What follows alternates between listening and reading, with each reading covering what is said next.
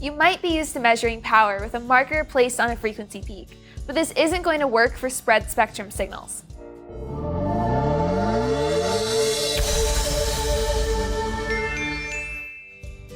Hi, I'm Allie, and welcome to Ready, Set, Measure. Today we'll learn how to measure channel power for spread spectrum signals. To measure the power of a continuous wave signal, all you have to do is add a marker at the peak of the signal. But this doesn't work for signals like this WCDMA signal. Since the WCDMA signal is spread across the spectrum, the marker mistakenly reads off the power of the signal to be about minus 20 dBm, but we know the signal power is actually closer to 0 dBm.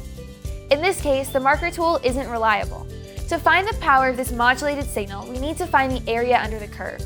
In other words, we need to integrate. But an integration over this many frequencies manually is tedious and can be error-prone.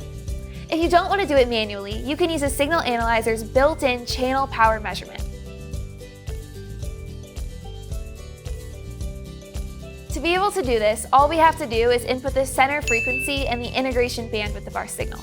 Then the signal analyzer's channel power measurement automatically calculates the total channel power and the power spectral density.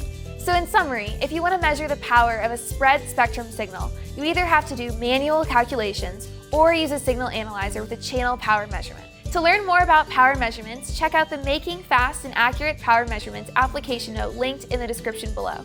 Thanks for watching, and don't forget to subscribe here and check out our RF Facebook page for more videos like this. On your marks, ready, set, measure.